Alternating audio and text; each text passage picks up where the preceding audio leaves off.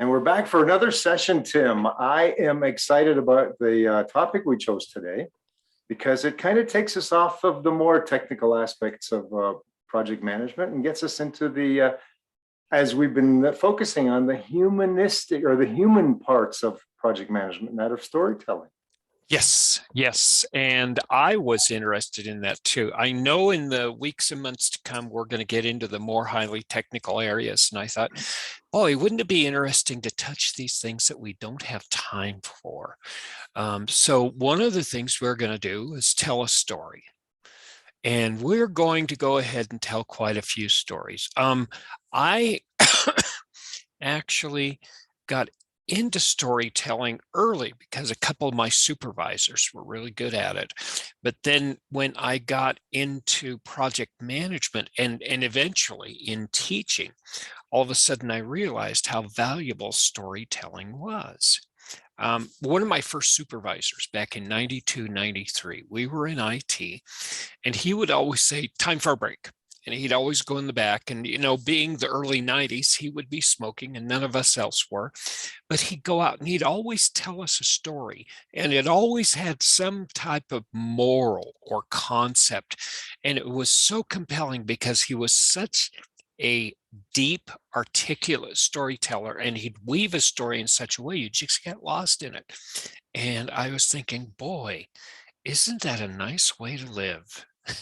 Well, it is, and I happen to have had the opportunity of going back over a couple of our podcasts, actually several of our podcasts, and notice that you and I resort a lot to stories because I think they are informative in terms of explaining what it is that we're talking about. I can get into talking about Gantt charts and all that sort of thing, which is cut and dry, and I can read that in a textbook. But if I take that same Gantt chart and put it into a story in terms of how it helped me or how it did not influence my project for the good, those sorts of stories become much more alive and much more instructive, I think, to our audience.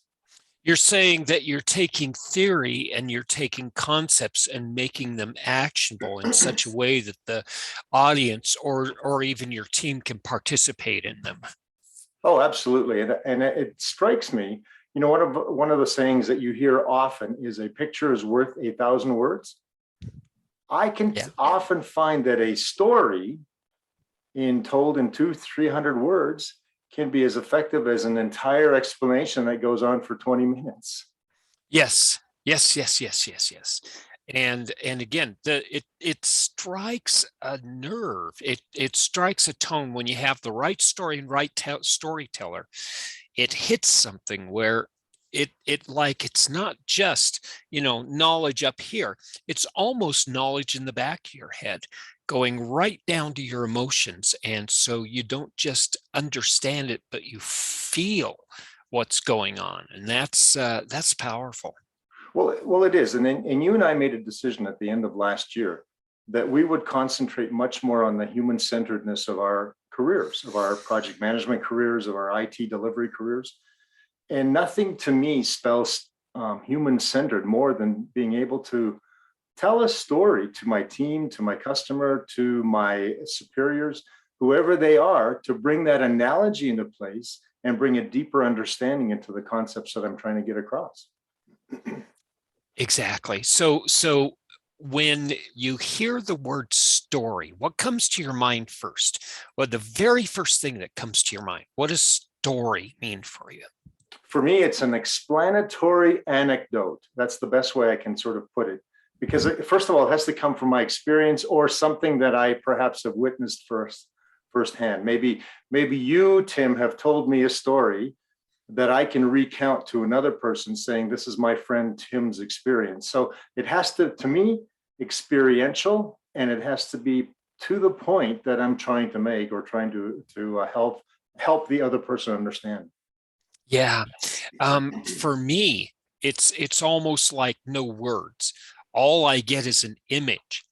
of a bunch of kids and I sitting around a fireplace while the scoutmaster is telling a story and weaving these images around them while we're getting scared of the dark. And it's a wonderful shared experience. It really was. These things were powerful. You reminded me of my early camp experience when we go to the lake camp. And our counselors were exactly that. You know, the lights would be shut off, be silent, and then suddenly they'd come up with some sort of ghost story. And of course, it would frighten all of us 9 and 10 and 11-year-old boys. And but it was the highlight of our camp experience. Yeah, exactly. No words. There are no words that can express what goes on across a campfire when a good storyteller can happen. But you know what? We can do the same thing in our projects. I'm certain of it. Well, it's interesting, but one of the thoughts I had was I first became interested in story, I think, at my grandparents' knee. I am privileged, I believe, truly privileged, in having grown up in the same community as all four of my grandparents. And all four of my grandparents were immigrants from what they call the old country, from the Czech Republic, from Poland area, from that whole kind of Eastern European area. And the stories that they would tell me in those early days, because my experience growing up in Canada was much different than their experience growing up in Eastern Europe, just intrigued me to want to know more and more, because not only was it their experience, but somehow, even in the mind of a 4, 5, 6-year-old boy, somehow this told me it was part of my heritage. Yes. Yes. That triggers something in me. My mom's mother came from a family of Quakers, and there were 13 kids. And all the kids, except one who didn't make it through infancy, made it through their 90s. So I got to know one of my grandmother's brother, my great uncle Paul, and he was born in 1895. And he would tell me stories whenever I visited my grandmother. And one of them will stick to me for the rest of my life. When he was 9 years old, think about this, 9 years old, he was there to mind the farm. This was middle America, and a bunch of what he called Indian braves showed up on 7 or 9 of them on horses. And he didn't speak Indian and they didn't speak English. And somehow they got him to understand he needed to get water, but he didn't want to. So he handed them the bucket, and them taking the bucket, throwing it in the well and saying, okay, now you get the bucket and get us water. And here he is as a 9-year-old facing with what he thought were wild human beings, climbing down a well. And he would tell this story such that I lived that experience, and passing these stories give us that opportunity to not just give knowledge, but give the experiences over. Well, here's what I found, because it's wonderful to be able to, have a dinner meeting with my friends or close acquaintances and tell these stories. But I have been able to use those exact same stories that my grandparents told me about their life in Czech Republic or in Poland to actually use them on my projects. Sometimes it was to gain experience with other of my team members who came from other cultures so that we could compare experiences of culture. Sometimes it was a lesson learned from my grandmother or my grandfather in how I could then take that into the project management realm and serving our customers. So it was an interesting approach. I never forgot those stories from back then, and I will never stop using them till the day I stop doing these podcasts and managing projects. Isn't that wonderful? So Yeah. There's something about the sharing of information, even in these simple stories we share. If they resonate to something deep inside our cores, it's actually shareable, and we can create an environment so we can hand over non-oral information. It's almost like sharing tacit information without having to go through the explicit knowledge transference. Well, and it's interesting. I mean, as horrible as human experience is, for example, some of my relatives, my father's cousins and that, lived through the Second World War, and they experienced some suffering at the hands of the Nazi soldiers.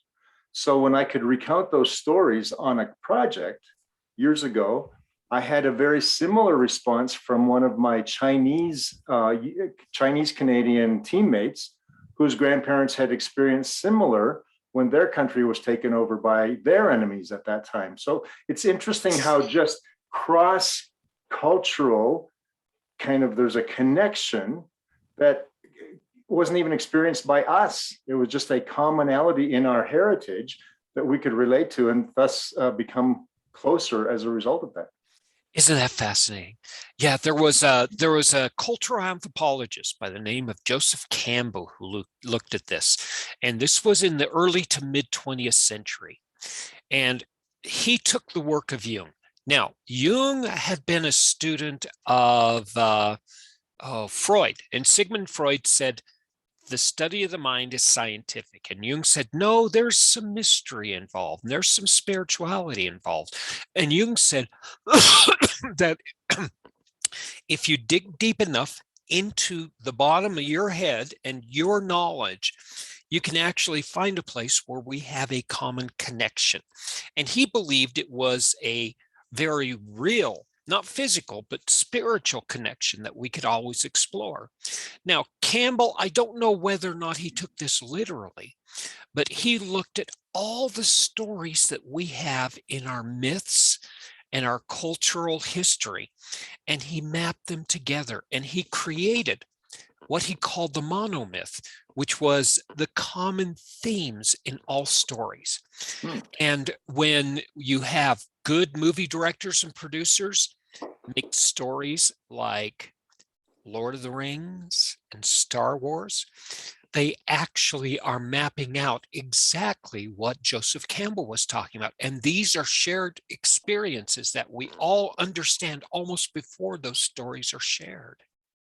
So in terms of stories, and again, we are even as we explain our feelings about story in our minds, and hopefully in our audience's mind, we're kind of doing a leap into project management and use of stories. But what is it for you, Tim? What is it about stories that allows you to enjoy them? Or what is it that you enjoy about stories and storytelling? Well, there's two things. Like you, it's the connection, okay? It's the connection. Second thing is, when I first hear a story, it excites me and it resonates me like it never will be again. Like it's like seeing the movie for the first time. The next few times I see a movie, it'll be great, but it'll never be as good as the first time I saw it. But if I share that with somebody, for the moment that I'm sharing it with them, it's like the very first time I'm seeing that story. It's like describing a concept in class. It's like, it's the very first time I said, aha, that's what earned value is doing. Or aha, that's what critical path's going. And I love that feeling of learning and acquiring knowledge. And so by passing it on and passing these stories on, it's like I'm getting Christmas Day. It's like unwrapping the same present and it being new all over again. I think it's very much the same for me. I mean, there's the intrigue of story, right? If you weave a story well, you can have people hanging on your every word until you get to the kind of the climax of the story. But even from my childhood, and I tell this story often, I grew up in a farming community of probably 20, 30,000 people who were there. But culturally, most of them were immigrants. We had English immigrants from the British Isles. We had German immigrants from Germany. We had Czech immigrants. We had Ukrainian immigrants. And then we had a smattering about, I know there was one Jewish family in our town. There was many. And what I learned is even as these people most of whom could not speak English, except for those from the British Isles, they ended up developing their own communities within communities. So they would have, for example, we'd go to our small town of 600 people that was servicing the farming community. And there was a grocery store for the Czechs, a grocery store for the Ukrainians, a grocery store for the Germans. Now, by the time it came out that the next generation and the next generation came on, all of that began to coalesce into single grocery stores and those sorts of things. But what I found, I'm telling a long story here, but what I found is that experience of being within my own culture and in cross-culturally with those that I went to school with and worked with in the farming area, I could take those experiences, and now I'm managing a project with Asians, with Europeans, with Americans, with Canadians, with people of Spanish descent, all sorts of cultures on a single team. And it was so beautiful to be able to relate cross-culturally while we all work for the same organization and for the same goals. Yeah, and it's not the technical components that make it the powerful.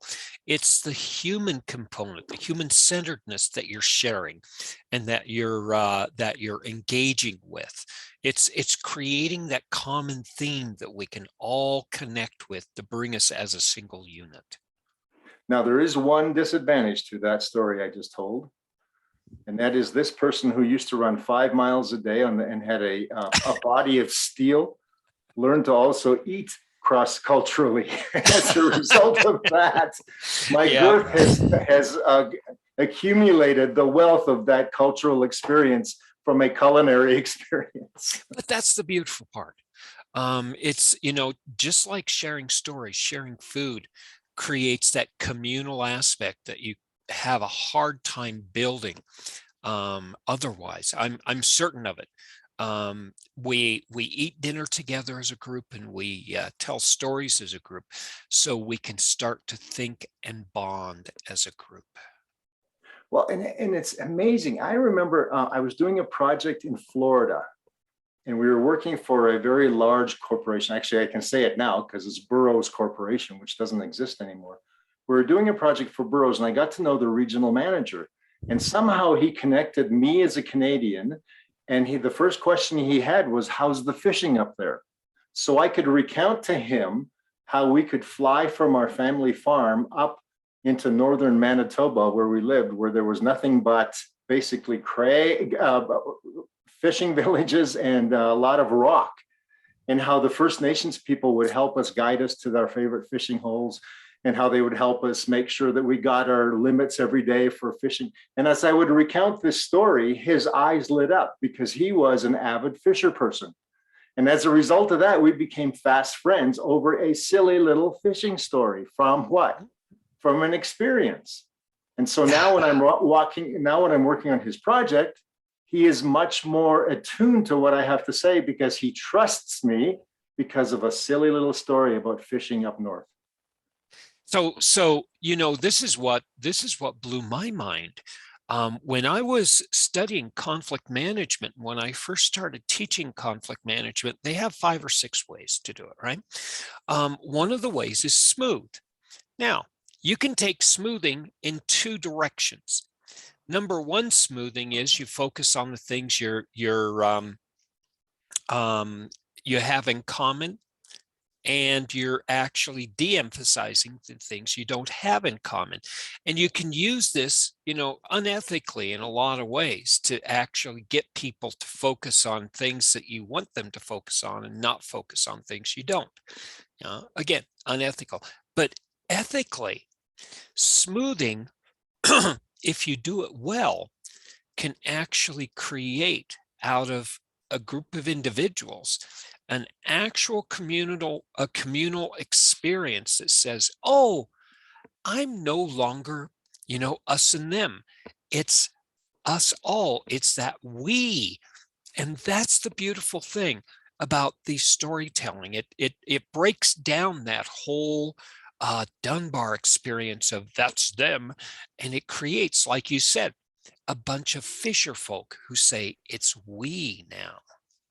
Well, and what's interesting to me, early in my career, one of my very first project management experiences, and I think this helped me immensely on becoming a better project manager, was on a project for the state of Hawaii. And if anybody who's listening to us understands the Hawaiian people, And yes, they are part of the US as one of our states, but as a Hawaiian people, they are so gracious and so family oriented. They wouldn't ever allow a project to become an us and them kind of situation. They would insist, for example, and I've used the word here, I think, on this podcast, on times of ohana, which is their word for family. And so if we would get together on a Saturday at a beach as client and IT provider, they insisted that we would bring our families with us. And so as a result of that, it wasn't just colleagues working on a project, but knowing that it was an entire family experience, that we were all in this together, absolutely bonded us as a team and made me understand from a project point of view, it's not just arts and charts, it's also the human aspects of what we're doing as project managers. You know, this goes so much further too. A phenomenon in the United States in the early to mid 20th century occurred. Before the early 20th century, when you were a kid, your dad generally, he worked near the house, or he worked in the village that was probably just, 5-10 miles away. So even a kid could probably get to town. And you saw what your dad did. And you heard what your dad said to people he worked with, right? And it wasn't a mystery, but in the 20th century, all of a sudden, dad goes to this big cloud called work, and he does work, which is another big cloud. And it's such a mystery what work is until you're thrown in the middle of it between your 20s and 25, and you have to figure it out for yourself. Now, what you're saying is ohana is an experience where the families get together and everybody sees work, but they see work as just another facet of how we work and live. And the children get to experience the fact that work is just an extension of life. It's not something that keeps my parents away from me during the day. That's exactly right. I mean, rules tell us we have to be in the office 8 to 5. But the Hawaiian people, even though they followed those rules, extended, as you were saying, they extended life where that 8 to 5 was just a piece of their day. They got involved culturally, they got involved politically, they got involved in their houses of worship, they got involved wherever they needed to do. And what I really loved about the fact that us who were from the lower 48 over in Hawaii were accepted, as long as we accepted them also and wanted to be part of their culture. It was an incredible accepting experience. And it was, I think it truly formed some of my ongoing project management processes. And that's amazing. And I cannot help but think and hope that the last 2.5 years we went through, working from home, being forced to be around our children and families while we're getting our work done, hopefully that we're getting this idea that work doesn't have to be this isolated thing. In fact, having an engaging work environment that is my home environment may be more natural for way people work. I absolutely believe so. That I came out of retirement to do some work on a project in an advisory capacity. And the unfortunate part, which I really don't like, is the fact that everything is remote. So everything is over Zoom or WebEx or Teams or one of those platforms. But what's interesting is, and I love my client for this, they start on time and they end on time. And if they don't have to go all the way to time, they end early. So they're very conscious of time. But here's what I found, is that in their consciousness towards time, they also believed everything was business. And so as I got to know them over the months, I began to introduce, every once in a while, I'd sneak in a little story, or I'd sneak in a little anecdote or a little quip or something. And it's interesting now, the first couple minutes of our time isn't wasted time, but it's kind of getting to know you a little bit time, where we do a little socializing, a little bit of gossip about our own lives or something along those lines, where it just kind of breaks that ice. And it's interesting how people take to that. And suddenly the stories start coming out, and somebody's weekend experience comes out, and it becomes much more human, even though we're thousands of miles apart. I do that in my classes too. Once the pandemic hit, and 6 months into the pandemic, with lockdown, people got a little goofy, and some of the people got stir crazy. And Yeah. so I'd have a class of like just huge amount of people, and they were bouncing off walls, and I couldn't get them to settle. So I got out my old storytelling toolkit, and I start telling a story, and I'd only do it for 5 to 7 minutes, but I learned something. If I lean into the camera, I engage more directly with people. And if I slow down my words, it slows down their mind. And if I get a little softer in how I talk, they have to listen. And telling a story that's engaging, all of a sudden, I'm creating that environment that I exactly need for a fully engaged group to hear what I'm telling. Well, and the nice thing too is I believe also that if that story is pertinent to the point you're making, Oh, I learned yeah. I learned this through the National Speakers Association. You make a point, you tell a story. You make a point, you tell a story. And I think that's how we started this podcast today, was that the best way of explaining something to our colleagues or our clients is to make the point, but then tell a story that kind of enforces that point and puts it into their experience. Does that make sense? Makes total sense. And to bring this back to Joseph Campbell, his point was that if you want to understand why we are who we are and how we are, you look at the stories, you look at the myths, like the 300 Greeks at the Hot Gates, like Napoleon, like Eisenhower, like Benjamin Franklin and George Washington, and all of these myths we have of these great people around us, and this actually defines not just what we're supposed to be doing, but how we need to do it and for what reason, why it is important to do it. Yeah. And I'm struck by even our conversation today. We could have gone into all kinds of theory, and we have into a little bit of theory, but we're explaining our storytelling by telling stories. Exactly. This is, again, I do not know how I could have gotten in as far as I did in my project management career and my teaching career without learning how to be a good storyteller. So if we had to recount a few aspects, how do you think stories do truly help a project manager in her or his day-to-day activities? So let me recap what I've said up to this point, okay? Number one, it creates a single-minded community. It breaks down the us versus them. It turns the group into a we. And a Number bond. two, It's a bond. It's a bond. Good. It communicates non-technical knowledge and information. It connects the humanness, the attributes, not necessarily the knowledge or the skills, but the attributes we need to be if we're going to work together as a group. It talks about things that we have hard time articulating, tacit knowledge.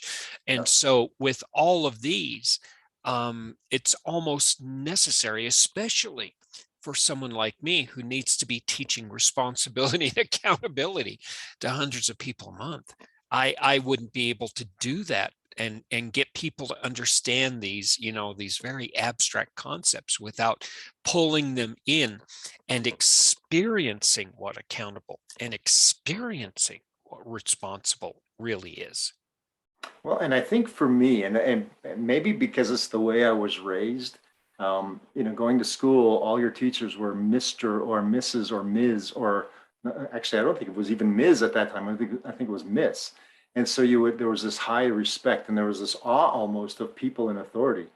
The policeman that I would meet in the street was sir. You would have this authority thing. So when I took that into my career, and so my project manager, especially when I was a programmer or even an analyst, my project manager was this person who was up there, who I could only approach on certain days with certain sacrificial aspects of whatever I was doing.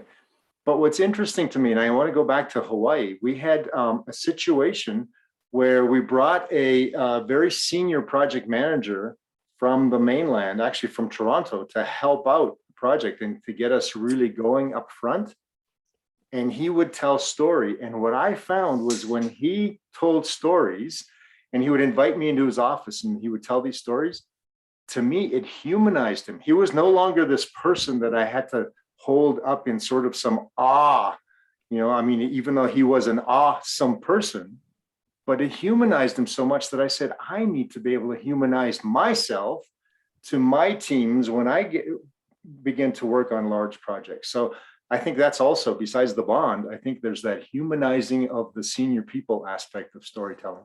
Isn't that amazing? Yeah, I connect with that. That was my early supervisor that I was talking about at the beginning of the show. It's the same way. It's Yeah. like these guys, how did they get to be that way? And through listening to them tell stories and how they tell these stories, you say, aha, this is how they got to where they are. No, no, it was funny. As I was recounting that story, something else came to mind. One of the, we learned a little pidgin while we were in Hawaii, Hawaiian pidgin. And one of the favorite kind of pidgin phrases that they use is, hey, over here, we talk story. And so even that was their, let's go have lunch, let's have a conversation, but they would talk story is how they would put it. And so I learned very quickly, even in that culture, lunchtime was a great time for filling in with stories from our childhood, from stories from our local. Our experience in Canada and the US was met with their experiences growing up in the islands. Unbelievably fantastic, fun times.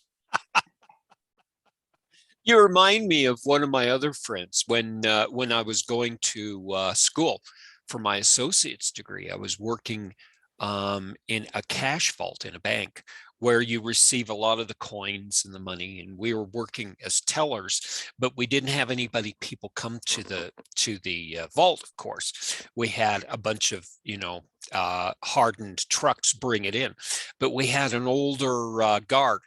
And he was an old bank guard that should be retiring within 5 years, right?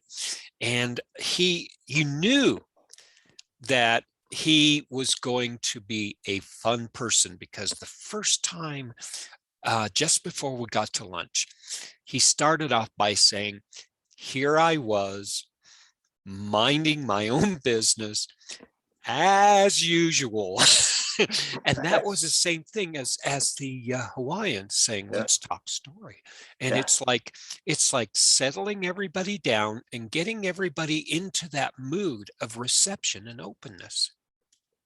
Well, the other interesting thing is I never understood this until I became sort of the minority in Hawaii on that project. But when I was doing projects on the mainland, I had the privilege, and still do, of working with many IT people from India, from Pakistan, from Sri Lanka, from the sort of that part of Asia. And I was fascinated by by their culture, but not really understanding that them coming to a strange culture themselves needed some assurance that they could eventually fit in. And it's amazing how stories from my experience, and then when I would ask them about their experience, created that common bond that you and I were talking about, to the point where they would invite me and my colleagues to their homes for dinner. And we would really get to know them from that perspective. How often, when I was growing up in my career, was I ever invited to the home of one of my staff or one of my peers even for dinner? It just didn't happen very often. Whereas these people wanted to invite us into their culture, wanted to be part of the whole experience. And it's amazing. I've got friends from 30 years ago that as a result of that bonding, we still keep in touch. Yeah. So, this is where I think I was really lucky. The parents I had, and also the opportunities they were actually able to provide me and my siblings. My dad taught graduate studies in political science and criminal justice. And at that time, the university he taught at was one of the best in the Pacific Northwest. And so it attracted people from all over the world. And he'd bring in one of his students and he'd say, this guy's from Alaska. He comes from a little village up here, Tim. Just listen to him and just listen to how he talks about his childhood and where he was. And then another week would go by and he'd say, okay, this next week, I'm going to have somebody else come over. This guy walked with his grandfather from central China to Hong Kong, 3,000 miles. I'm thinking, wow, first of all, why is Dad doing this? But second of all, how did Dad connect to these storytellers? And how was he able to actually expose us to it? And again, it's like you, it's creating these emotional bonds that you realize this is how we form a community and group. And there you hit it, emotional, but we said bonding before. There, whenever we're dealing with the human aspects of anything, we have to have an emotional connection. We can't be a bunch of talking heads that are passing back status reports on a project. We have to have that emotional connection. And there's nothing better than telling a story from our experience or from the experience of a loved one that really brings people into it. And those stories don't have to always be the happy stories or whatever. They can truly be stories of tragedy in our family or whatever it is, as long as it fits the situation and adds to the bonding experience. Indeed, indeed. Like the 300 Spartans, right? Up against a million Persians or how many it was. You know, I can just imagine an old man telling children around the fire, and the children are watching the flames and the shadows happen all around them. And it's not just the transference of a history, it's the transference of this visceral component that we call community. It's that feeling, it's that depth and richness. And there's nothing more than a good story to do that. So what are your favorite kinds of stories? Or maybe what are your favorite personal stories that you use in your experience? Well, you've heard most of them. I I'm probably really, have. yeah, I talk a lot about history, and I talk about a lot about people who are outside my culture. I talk a lot about interaction with people. Discovery of knowledge is second to discovery of connections with human beings for me. And so I like stories where people travel. I like stories where people are smart too and tricky. In the Pacific Northwest, I like a lot of those myths where they have Old Man Coyote. Coyote is actually a trickster. And he has 3 sisters in his stomach that are huckleberries, and he has to trick them into giving him the knowledge he has to figure out problems. And they used him in storytelling. Now, I actually have themes in my stories. In my classes, I have certain projects. I have one project that I love to tell because it's solving a real bad problem. If we don't fix this tool, it's going to hurt people. Now, here's an agile way to fix it, and here's a predictive way. But I don't finish the story. I never finish the story so that people can hang on to the end, and I can come back and add more detail and more detail. And so we can continue that bond as we build on our knowledge together. Yeah, I often use an analogy of, especially when I've got clients who are new to their responsibilities on projects. I often take them through the building of a house, because many people have experienced building their house or watching a house being built. And just in terms of, okay, we need to tell the architect exactly what we need in the house, not necessarily to the finite detail, but what do we need in the house? 3 bedrooms, 4 bedrooms, 2 bath, 1, however it is that you go do that. And then I would equate that to a high level requirements definition. And so, and suddenly lights go on. And just being able to tell a story in an analog way, it's not the right way, as an analog, it just enhances their experience and understanding of what it is that we're doing. Yeah. Complex concepts too. I study complex systems, which is it's a mapping of advanced math. How do you deal with things that are so complex that you can almost not predict them, right? Yeah. And one of the concepts in that is called a littoral fringe. And so when you want to talk about how do I solve problems where things are really too complex, you talk about walking along a beach. And the beach is the known stuff. The land is what we know. The ocean is what we don't know. But through the interaction where the land meets the ocean, we can see the patterns, and we can see the plants and fish and other things under the ocean launch up onto the beach, and we can say, well, that's sort of like a squirrel, but not really. And so you can actually use these not just for sharing of emotions, but sharing very complex systems in a very simple way. Yeah.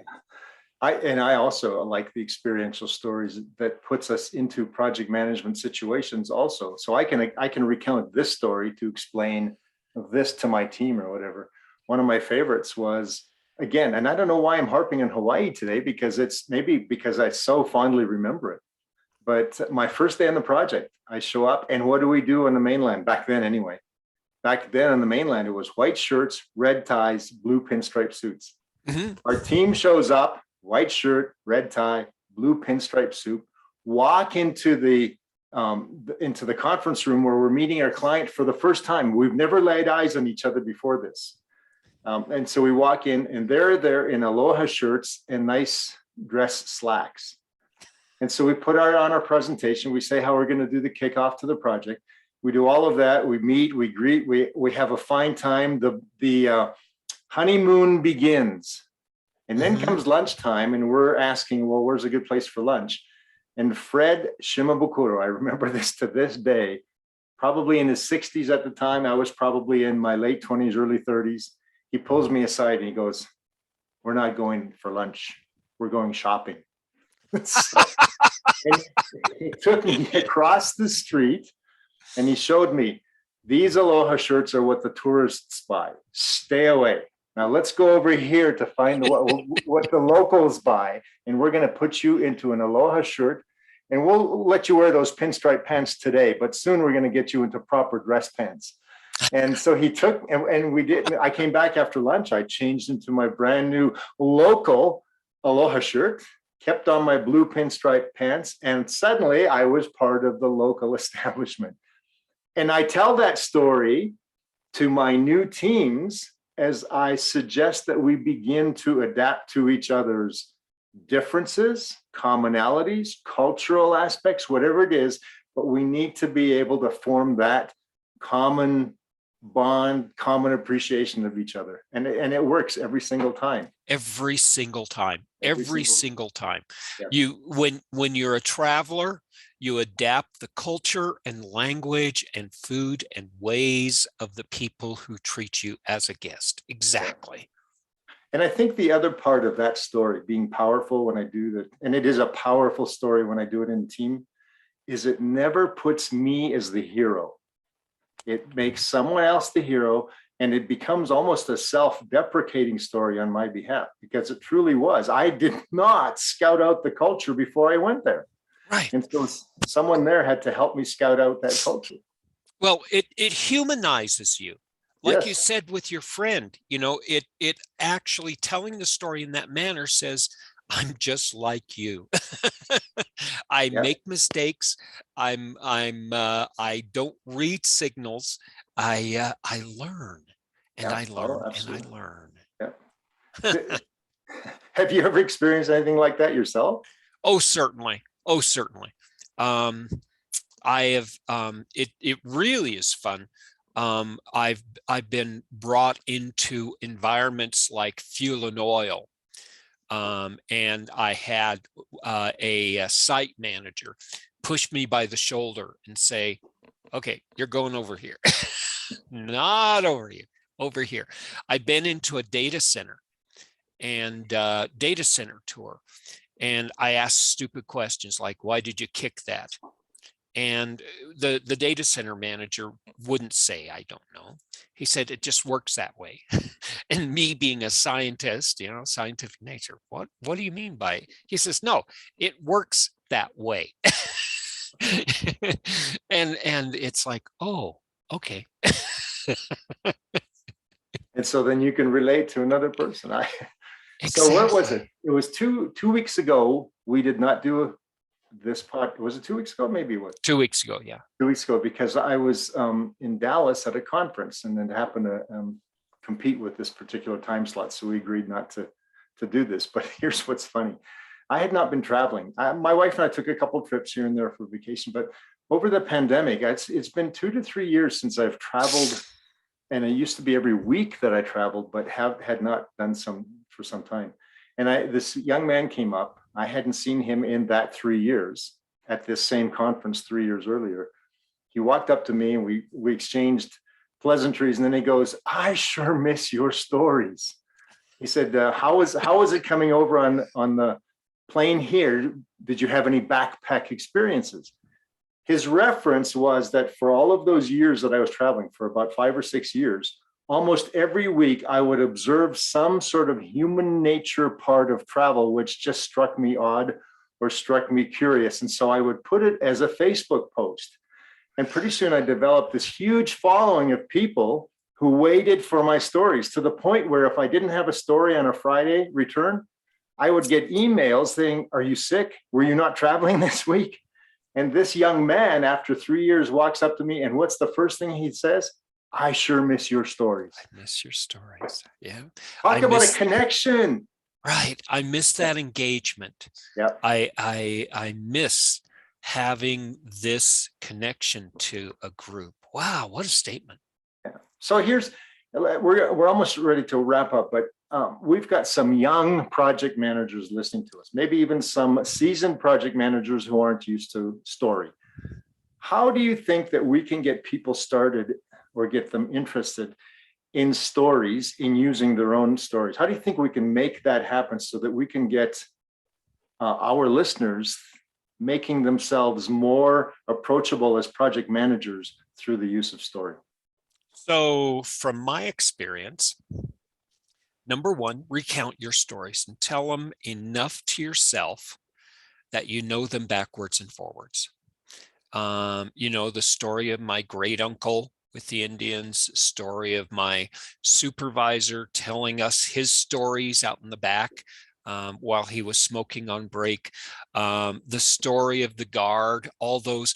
Make sure you have that and it's comfortable. You can recount it, you can write it, make sure it's natural. And then second of all, practice on yourself, practice on your kids and your family, and then bring it into your office. And it doesn't have to initially connect to the work per se. The first thing that you should think about is, if I was listening to a good storyteller, how would I recount this? Because it's a good story because you remember it. And number two, by saying it a few times, you get good at telling it. And then after you've done this, like about 1.5 years, 2 years, boom, all of a sudden you're able to finesse the story in such a way that it highlights the aspect of not just the tacit knowledge you're sharing, but the explicit knowledge that you want to convey. Well, I think the key to what you just said too was it doesn't have to be related to the project. But the little secret behind what you said is it really is related to the project.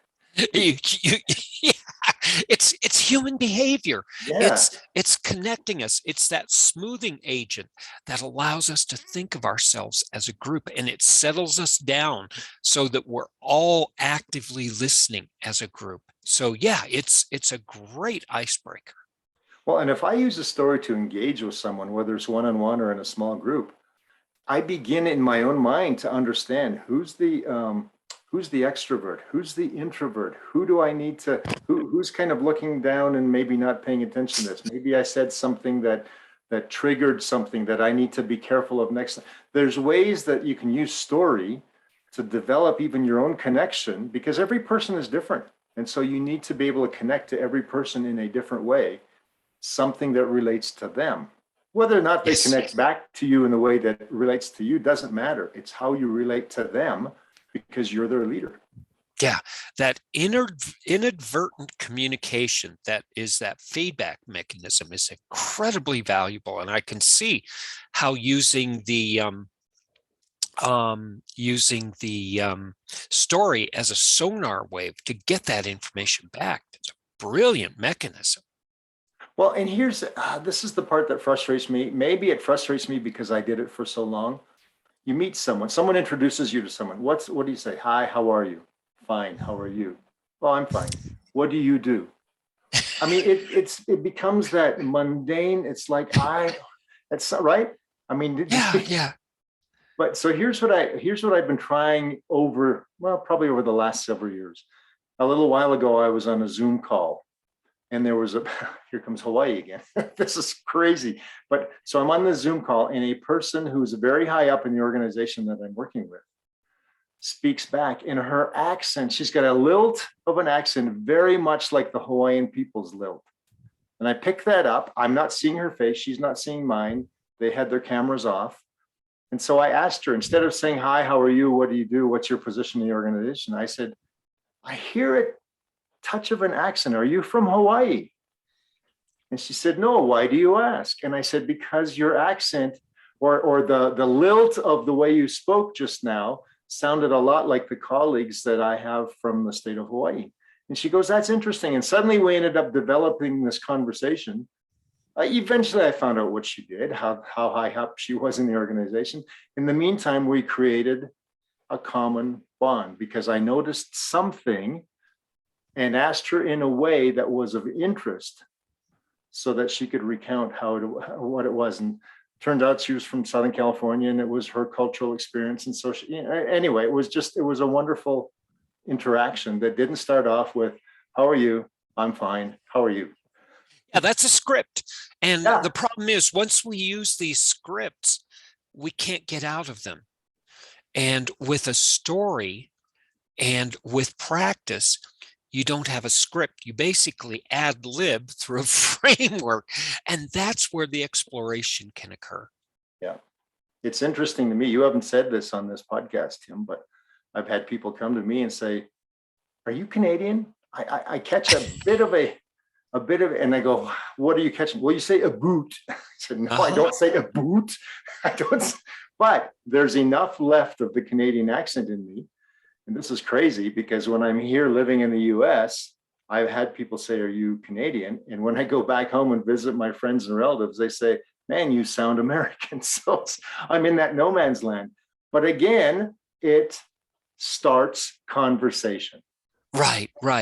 And as long as it doesn't trigger negative emotions, this is a really good tool to actually humanize people, to talk about things that take them out of their daily, daily work, script, and they can sit down and relax and let down their armor so that they can actually communicate.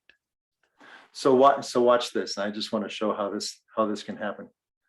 Gentleman asks me if I'm Canadian because he detects something. I say yes. He said, so I haven't heard you say a. Canadians say a at the end of sentences a lot. And I said, no, I'm more from the Western Canada. That tends to be more from French Canada or from Quebec or from Ontario. That's more relevant there. Yes, we do it in the West, but I never learned to do that. He goes, oh, we're from Vancouver. Oh, that's interesting. I've skied in Whistler. And I said, isn't Whistler great skiing? I said, and what we used to do also, we used to go across the line into the US when we lived there, and we'd ski Mount Baker. Guy goes, oh, Baker, I love Baker. Do you love that? And this conversation starts, and suddenly we know that we have a common interest in skiing. We have a common interest in sizable hills for skiing. I mean, and suddenly we became, maybe not friends, but we became acquaintances in such a way that it was much easier in the working environment to be able to relate one to another. That's wonderful. That is wonderful. Yeah, and again, you're exactly right. This is a connecting tool and a bonding tool, and you cannot get it wrong. It takes a little practice, of course, but you can't get it wrong with stories as long as you are, actively listening for those cues that say, this is a topic I'm willing to talk about. And even if you say something stupid, which I've done, you can tell in the facial expression, you can tell in the response, whatever it is, that you've just crossed some sort of invisible line that you weren't aware of. Life goes on. We all make mistakes. We're all human. Yeah, and that's the thing. It humanizes us. Yeah. If you're able to show them that you recognize it and you don't embarrass them through this, you're able to quickly transition away from that into something that's more comfortable. That actually provides a sense that you are very human. And I've done that too, where, I guess I stepped on somebody's toe. Okay, let me pivot.